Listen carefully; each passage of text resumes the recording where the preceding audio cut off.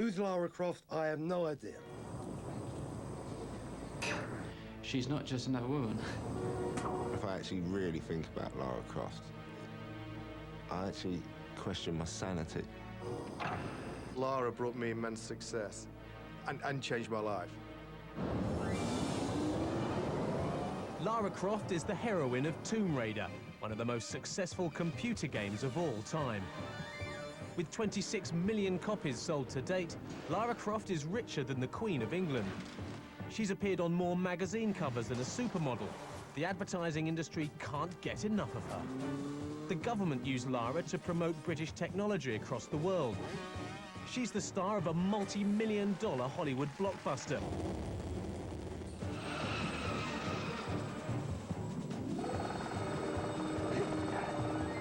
And what's more, she's British.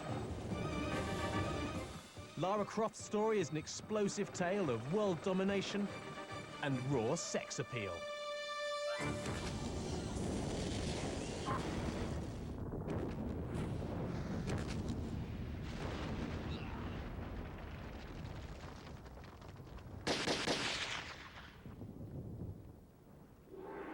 Lara Croft's adventures take her to Far Eastern temples and Egyptian pyramids, but her origins are far more humble. I'm a big girl now. Hit me with the bad news. Not many global superstars hail from Derby, It is bad news.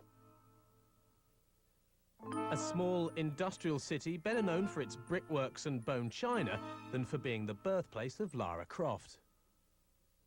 This place gives me the creeps. Lara's story begins in 1995 with the doodlings of a young Derby-based designer. This is before any work has begun on the game, before there's anyone else on the game except me, basically. It was very clear that I wanted to make it a feminine character. So to be feminine, I had to exaggerate feminine characteristics. So for a start, gave her long hair, but the only way that we could represent that in a game in any conceivable way would be to give her a ponytail. To make her seem athletic, I wanted to give her basically a leotard, okay? Because she's an adventurer, we needed to give her something to put her goods and chattels in, so a backpack had to be strapped onto her back, you know, so that was fine.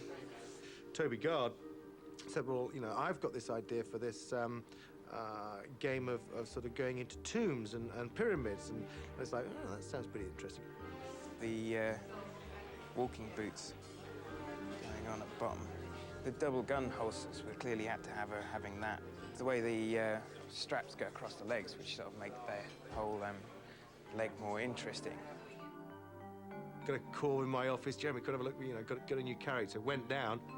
It was this female character, and I was like, wow, Toby, that's a pretty big change. Everything about Lara was to exaggerate her femaleness. Yeah, so then that's basically how the final design looks.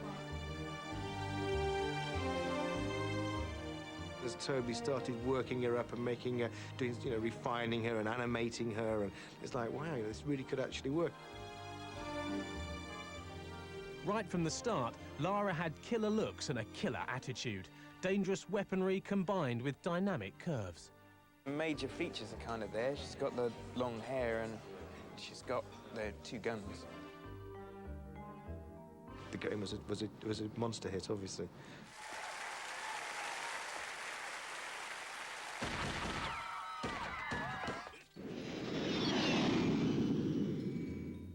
When that game came out, it was really the first full 3D interactive game that people had seen. It was such a move from that's kind of flat Mario, Sonic, pseudo kind of 3D game where you used to fly around and do things into this environment where you could control, for the first time ever again, a character that you could believe in. When Tomb Raider was released in 1996, it was a sensation. And not just in teenage bedrooms. Its sexy, sassy heroine had caught the public's imagination. Lara Croft wasn't just a character in a game. She was a celebrity. And people wanted to know more. I'd love to say that Lara's history was a genius sort of idea. I mean, it was literally as people began to sort of know the game and the press were looking at the game, and suddenly they were asking questions about Lara. And, you know, where was she educated and when's her birthday? The character that we originally had was called Lara Croft. So we thought, well, why don't we make the character British? Stiff up the lip, top hole and all that. And why don't we just make her not only British, but make her really British, give her a great education. She's from a very, well-to-do family. She's had, a very privileged upbringing. And Lara Croft was changed to Lara Croft. Ah, the charming Mr. Larson. She was a sort of an Emma Peel type character from the Avengers, very strong-willed, an attractive lady going out there, a sort of a go-getter. Crawled out from under your rock, I see. No need for unpleasant. No, not pushy. She had a coyness about it. There was this soft feminine side to her. Easy come, easy go.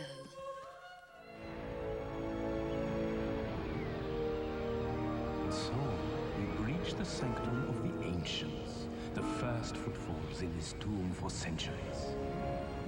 Lara's enthusiasm for exploration? The design team decided that she had developed it at school. Where is our destination? Our destination is Egypt. Now, I did promise that I would take you on fieldwork. I'll take you to the tombs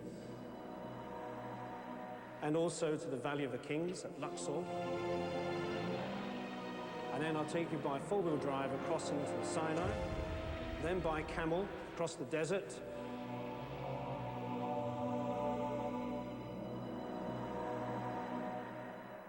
Would you like to go?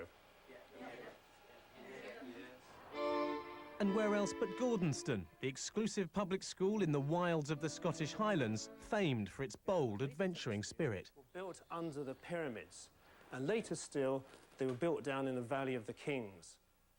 Gordonston was where Prince Charles and Prince Philip were educated. So why not Lara Croft? Ben?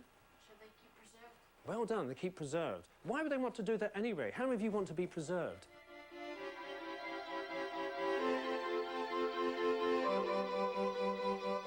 When I hear the name Lara Croft, the very first thing that always comes to my mind is the Gordonston School motto. Plus est en vous, there is more in you than you think, because I'm sure that wherever she is in the world, whatever she is doing, that is what is going through her mind as she meets new challenges. There is more in you than you think. You are an exemplary student, Lara, although you have not yet learned the root of all adventuring, the craving to win. She was slightly before my time, but in fact she was here probably in the mid-1980s, so although her reputation lived on, I hadn't had the opportunity to meet her personally. And you will not deviate from my instruction. It's quite a kind of outward bound school. It's really... And we do get quite a lot of old girls, like, climbing Mount Everest and things like that. Go!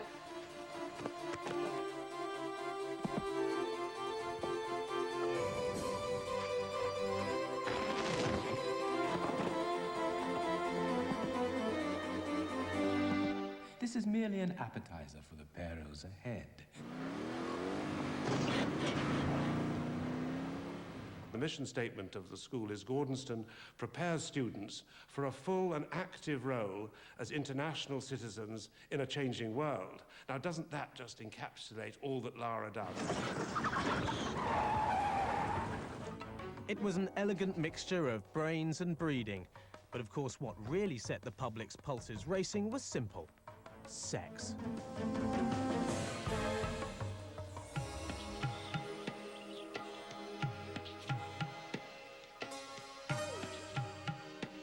Lara's phenomenal success wasn't just about a cracking adventure. Other games did that too. Lara had something which hooked gamers like nothing had before. At the center of Tomb Raider was a fantasy female figure.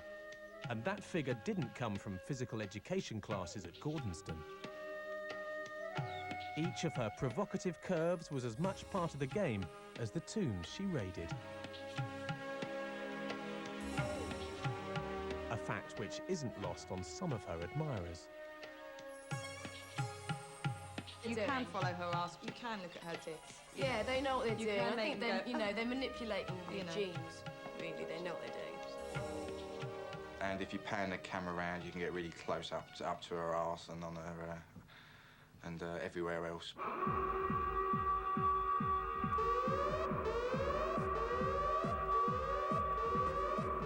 Lara had a secret weapon in the world of computer game heroes. Well, 2 of them. Breasts. Pamela Anderson, really, but twice as big. When I hear the name Lara Croft, the first thing that comes to mind is probably the size of her chest, if I'm honest. First thing comes into my mind, tits. Honest but true. She's got enormous chest on her. Enormous breasts. Lara came into my shop, I would basically say she needs to be very well supported. I mean, her biggest discussion point were the size of her breasts. She's quite busty, so she's got to be held really well. People were so not used to seeing a girl in a game, so the first thing they homed in on was the boobs, and it was like, woof. But everybody that kept coming up and seeing, they go, wow, she's so big. So we'd have to make it smaller, then somebody would go, well, no, you know, and it was just ridiculous that you can't believe how many different sizes she actually went through.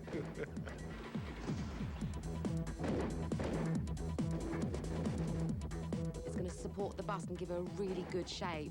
You don't want her bouncing around while she's shooting lines and jumping over mountains and things, so you've got to have her really well supported. And the gameplay and stuff, in each game, her breasts have changed size, haven't they? And I've always thought the only reason she's got a bloody knapsack is to balance her out. She's going to topple over. Let's try the lunchbox. They're just getting bigger and bigger and bigger. That's not what the company says. As we've got better and the technology's got better, we've had the ability to put more pieces into Lara, if you like, which in turn makes her look a little bit more real, but also gives her a little bit more shape. I can actually move these around to get the shape just the way I want Lara to look.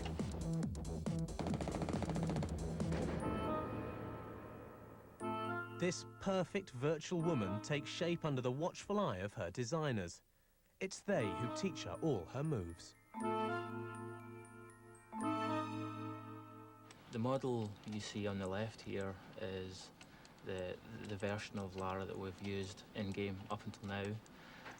Each square that you see there is called a polygon, and in this model there's around 400 of these polygons which make up the Lara Croft. On the right, what you see is the new next generation Lara Croft. As you can see there's far more polygons being used in this model. There's now around 4,000 polygons, so that's a 10-fold increase in the amount of detail we have on Lara. The way we actually create that animation is we actually create a skeleton inside the character, which pretty much represents a human skeleton. Everyone wants to really see Lara as most realistically and believably as they can.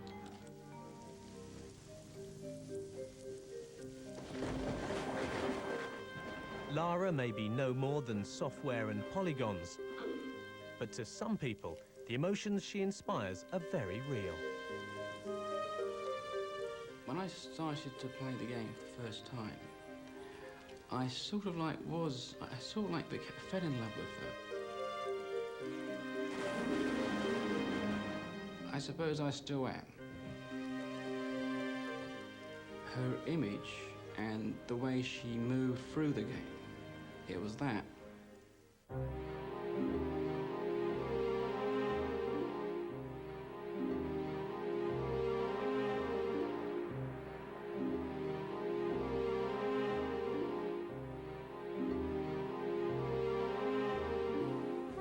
She's got this amazing figure and this beautiful accent, and she's quite perfect. And you aren't going to find that in reality, so there's no point looking for it. I've been on dates with all kinds of people, but I've never met anybody like Lara.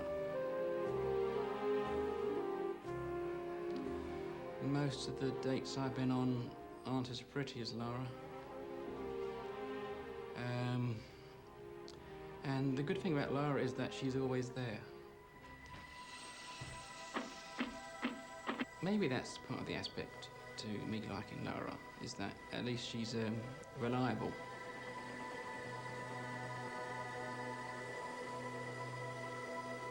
But I would love to meet someone like Lara.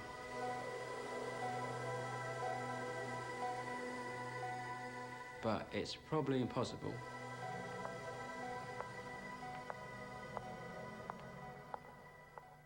If by contrast, she was modelled on Anne Widdecombe or Claire Shaw, people would be more inclined to shoot her. In the real world, Lara is the perfect virtual woman. She's not just like portrayed as a bimbo, you know, she's like very smart, well-educated, travels all around the world, you know, and then she looks great as well. So what more, hey, she's the perfect woman.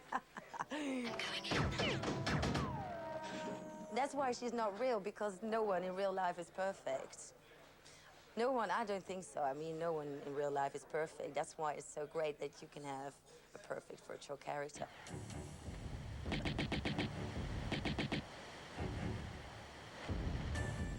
Is it just her perfection that draws people to Lara?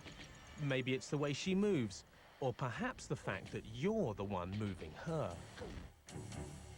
I think she's one of the main characters, only characters in the game that utilises every single button on the controller. You do actually feel like you have, and maybe this is another reason people like playing Lara so much.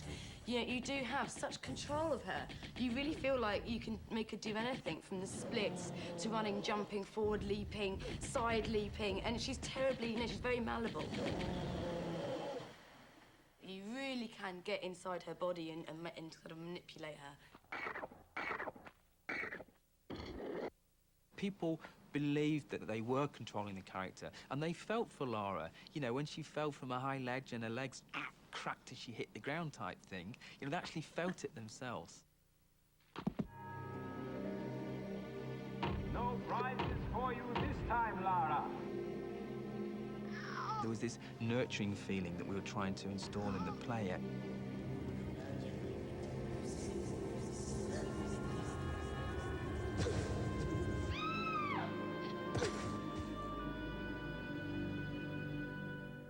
You're not worried about me. Yes, somebody has to. Touching, but don't wait up. Lara is a character in a computer game that you can care for, feel for. A perfect woman you can control with the touch of a button. Or is she controlling you? When Tomb Raider was released, stories started emerging of how obsession with the game and Lara Croft had started taking over people's lives. When The Fat of the Land, an album by The Prodigy, had its release delayed, who was to blame? Lara Croft.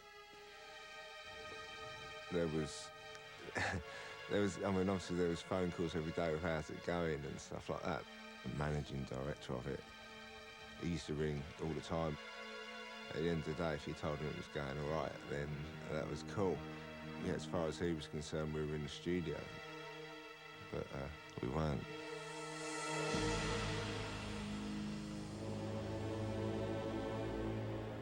We were dabbling with Lara Croft.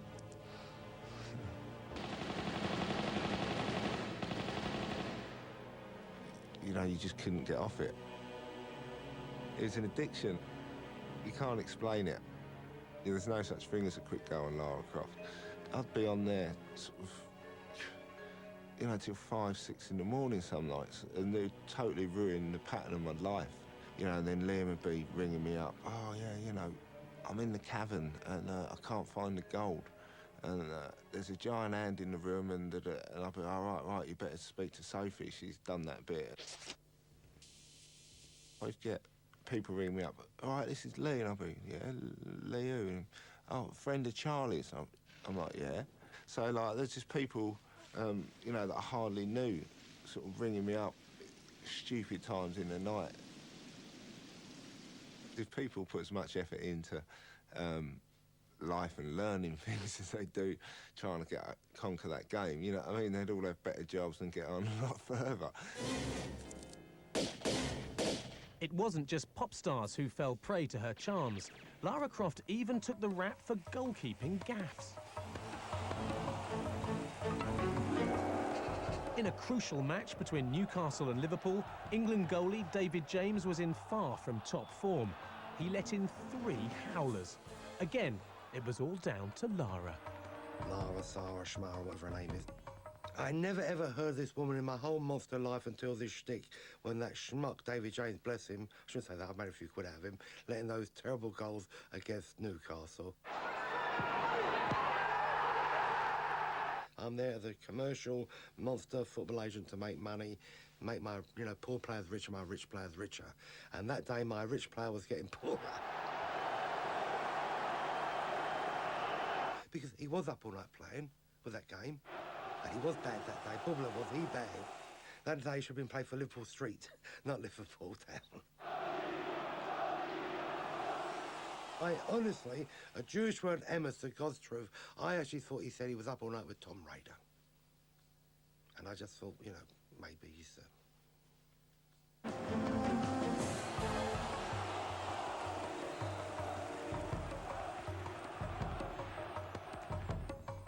Bad go.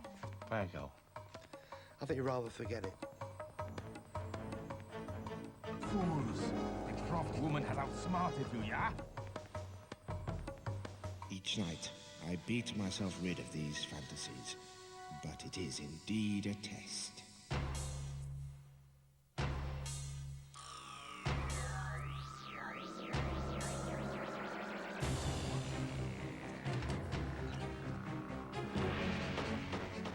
For countless wives and girlfriends around the world, Lara Croft has become the other woman.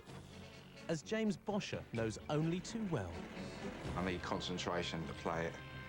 Sitting down with the lights off, the TV on. And especially looking at Lara as well, didn't you, really? Oh, don't. I mean, at first, it really did bother me in playing Tomb Raider all the time. You know, I was like, oh, you're playing with Lara Croft again. So are we going to go and play with Lara again, are you? You know, any spare time normally we would spend together, but now he's playing Tomb Raider, you know, and I would just be sitting there quite bored. Bores Kelly to bits. He would say, are you OK? And I'm going, yeah, it's all right, you know. Pretending I enjoyed it just so I could be with him, really. But Lara Croft was in between of us. Look at the girl swimming, look. When Kelly was pregnant and I was playing it non-stop, I actually booked a week off work, Monday to Friday, just to play it. But he's never took 5 days off to be solely with me. But he's took 5 days off to play with Lara Croft, which is a bit worrying at times. But it took me 11 months to complete the second one. So I know the third and the fourth one will probably take even longer. Now it's something I've just got used to, really. That's men, I suppose. Their little fixations on things. But I'm sure he fancies me more than her, so it doesn't really worry me too much.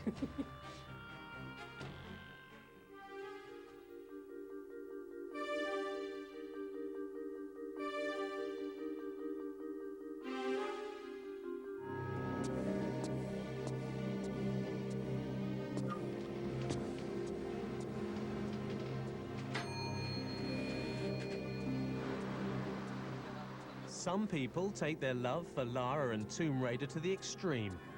Every one of the tattoos on John Sanderson's body is from the game. And the star of the show is Lara.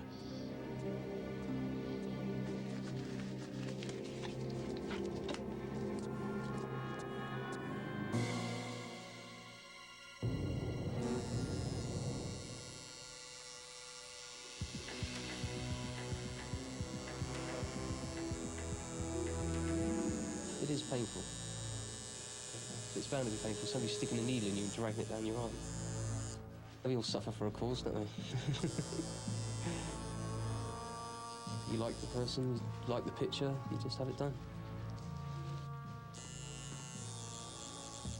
the moment there's only one arm in my back that's been tattooed, but there's plenty of room. You'll get more done. Yeah, it's possible, but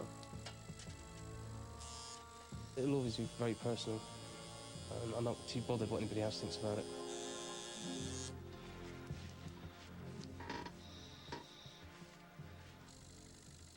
She's okay. I mean, she's pretty easy. Easy to get on with. Okay,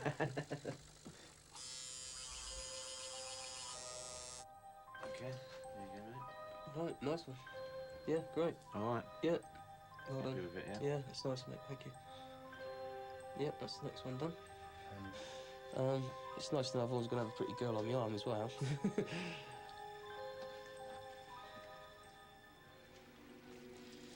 Ah, Miss Croft. If Lara could convince you to have a tattoo, surely she could convince you to part with your money. You see, with your lifestyle, you'd be the perfect campaign for my products.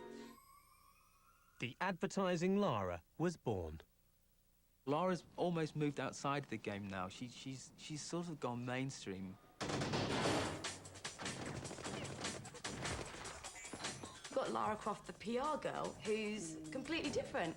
And she's really, really willing to please. And she's, you know, she'll sit there and blow kisses at whoever kind of wants it.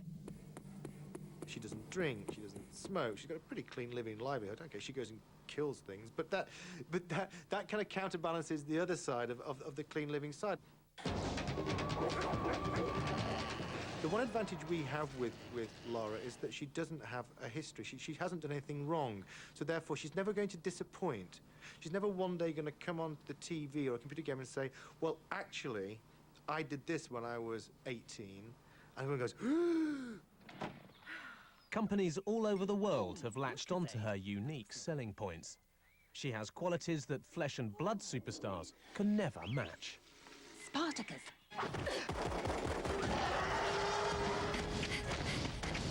Sélection. When Lara's out there selling Lucozade and she's there in the dome and she's there on the front of the face, people get sick of her. People have been really... I just think that the culture's been really saturated. It's not just mega brands that have bought into Lara, it's mega bands too. A phone call came in and said, it's sort of you two here. We'd love to use Lara and Lara's image and what Lara represents on our latest U2 pop tour. And it sort of put the phone down and pinch yourself a little bit. You know, wow, this is, you know, here is, you know, an icon of the pop industry, U2, wanting to take, you know, a character that we've created. And it was a fantastic experience. You know, they saw Lara for an icon of the 20th century.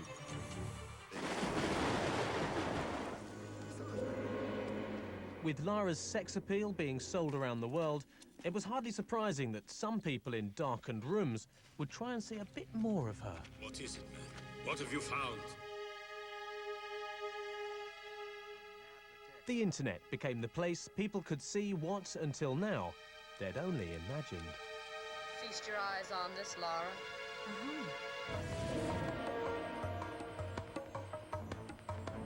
Could this be the very first computer-generated character that has had her clothes removed? It could be. Pass it to me. We've found her.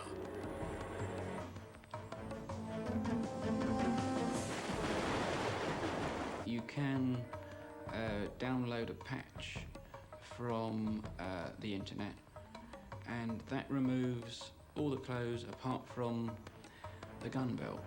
Some things best left to their slumber. I know there's one called Boob Raider, and I know they superimpose someone else's body onto Lara's face. Apparently you got to get to a certain part in a certain level, keep jumping her back and forward, and apparently she takes her clothes off. Obviously, she was an easy target on media like the internet for people to go changing our pictures and, you know, doing things that we didn't agree with. And we were very, very aggressive in the early days in trying to stamp that out. Lara saw enough of the power of this artifact to recognize its rightful place was where man could never again misuse it. She goes around shooting people in all the games. She takes precious artifacts, which is classified as theft, and she ventures into other people's property, which is trespassing. She's broken 3 fundamental laws, and including murder. It's funny how that can be acceptable to the game industry, but it's not acceptable for her to be nude. When it gets to some kind of perverse act, then it's like, whoa, hold on a second. I wouldn't advise it. We will protect her to the death. No need for unpleasantries, Miss Croft. Who's to say someone isn't going to make a blue movie, not just a feature film?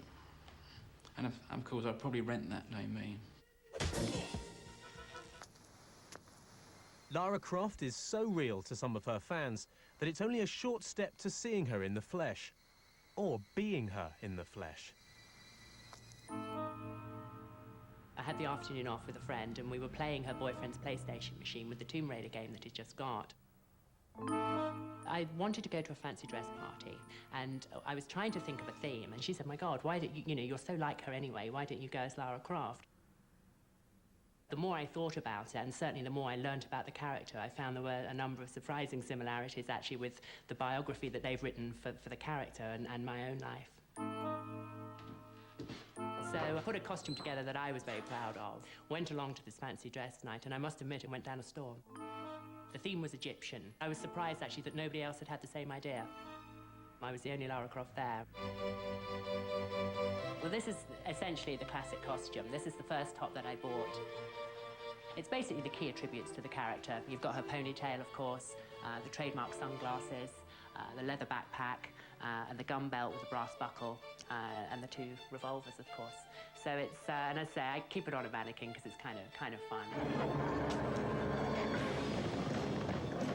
My second costume was the Tomb Raider 3 costume, which she wears Area 51 section, which is the blue combats, a little grey crop top, again with the backpack and the gun belt. I then also, with Tomb Raider 3, I got the Arctic outfit. I thought I needed a Lara costume I could wear during the winter as well. And perhaps my favourite, which is from Tomb Raider Chronicles, the black cat suit with the headset microphone and the sunglasses as well. Well, I must admit, I've had to dedicate this whole cupboard to it, and there's 1 or 2 other costumes that she has that I haven't quite got together yet, another jacket and a couple of tops and shorts. So I'm hoping to get the full range. It'll be my, that will be my collection complete. Lara certainly knew how to paint the town red.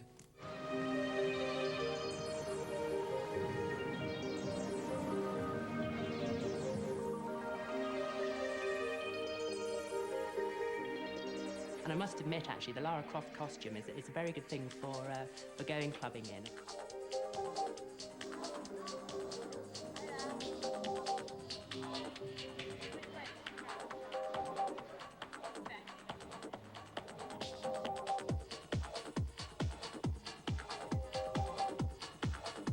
It does make people stop and stare.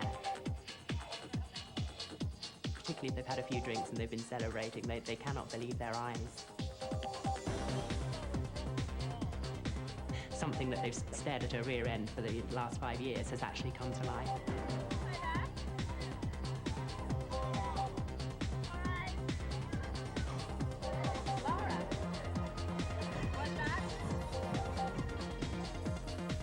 They do tend to come up to you, but normally after a usually cheesy line, they don't really know what to say. They are a little bit taken aback. Lara Croft is a lady. She's polite. She would never be rude to anyone. She wouldn't be aggressive to anyone unless they threatened her. So certainly I tend to be very polite, but politely say no.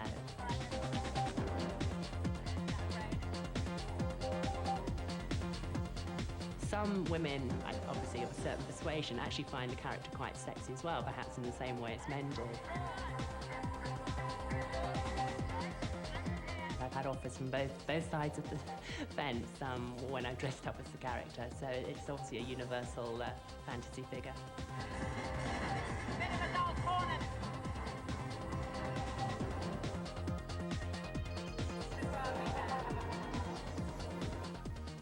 People always ask me, particularly when I'm out clubbing, or what have you got in your backpack? Because they half expect me to have all the things that Lara Croft carries. And I do indeed have a medical pack, a fizzy drink, and even these night flares. But the most useful thing that I found that I keep in here is one of these space blankets, which means that you don't have to take a coat when you go to a nightclub and queue up for the cloakrooms. But you've got this, and if you're waiting for a taxi at 2 o'clock in the morning, you can wrap yourself up in this aluminium blanket, and it keeps you really warm. Miss Croft did enjoy her little games. Some people dress as Lara for a hobby. Others do it as a job. Lucy Clarkson is one of a succession of official Lara Croft look-alike models who represent the character at trade fairs and product launches. The #1 rule has always been that the look-alike model, Lara Croft, can't speak in costume. It seems bizarre to have such a rule, but it was our only way of controlling and making people realise that Lara Croft is not real. It's, you know, down to me to ensure that the guns are held correctly. It's one of the first things that people will spot a mile away if a gun is facing down. But it's down to me and to the model to ensure that it's held almost like a man or someone with experience.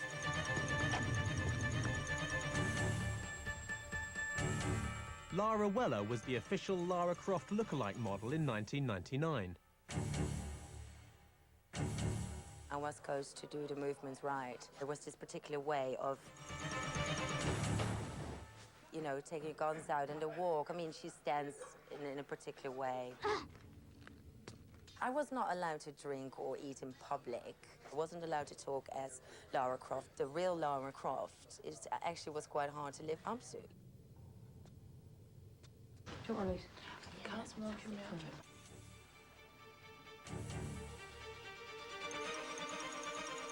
I personally don't think any model could be a Lara Croft look-alike.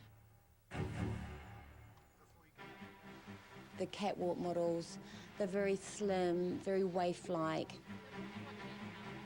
Often these girls are so slim that there aren't any kind of assets there.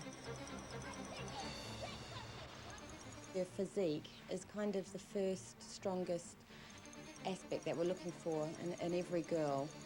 She needs to have the athletic build, the strength, the definition in the body. Obviously, there's certain assets. A bit more over this way. That's it. Well done. Put it in the holster. Stand down a bit. We're looking at something kind of, you know, the legs slightly apart, along the lines of a cowboy, but putting that kind of soft, sexy, feminine touch to it.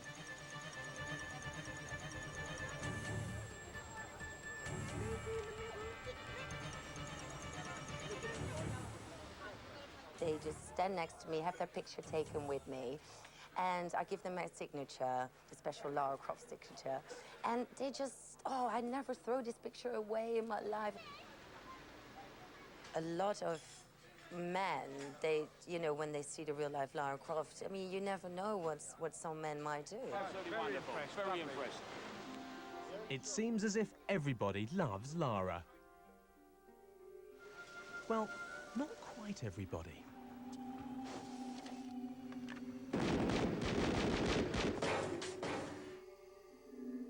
Phil Chapman, also known as Dr. Evil, dedicates his every waking hour to devising horrible ways to kill her. It's a nasty job, but someone's got to do it. Well, kill her! It's estimated that over 500 million hours have been devoted to playing Tomb Raider, most of them spent trying to keep Lara Croft alive. Lara isn't an indestructible superhero. She pays for your mistakes. Dying is an intrinsic part of Lara's existence. Phil Chapman works at Core Design, Lara's parent company, but he has far from fatherly feelings towards her. He dreams up the ways to kill her. He's paid to see Lara dead.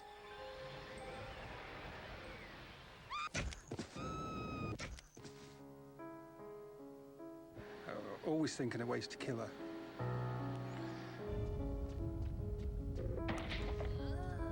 And that's half the fun.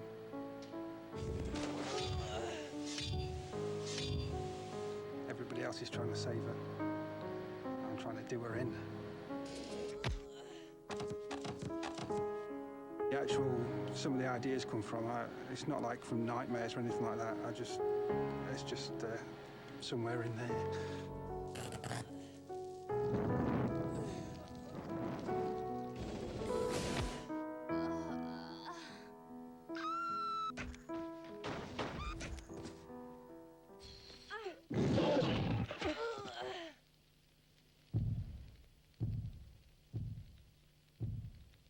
In world news, a private memorial service was today held for renowned archaeologist Lara Croft.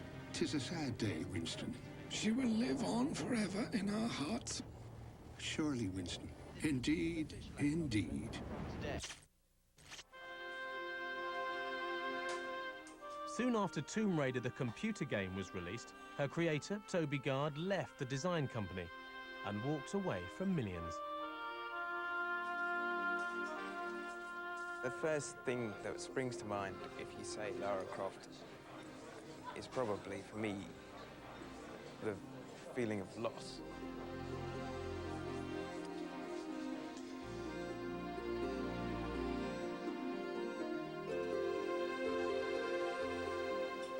Because I left immediately after Tomb Raider, and because that means I wasn't really there for when it really, really took off, I kind of feel sad in a way. I don't feel sad about the money, because I don't know. It's not really about the money.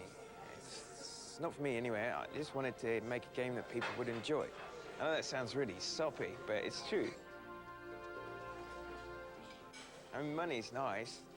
It can get you extra things, but I don't think that's what it's really about. I have to remain detached because I know I have no control over what happens whatsoever. I've given up on feeling protective about it because it just doesn't, the character just doesn't belong to me anymore. From a pencil sketch, she leapt to international fame, seducing us with her possibilities, blurring the boundaries between reality and imagination, always willing, always what you want her to be, always in your hands. But perhaps the real reason for her hold on us is out of reach.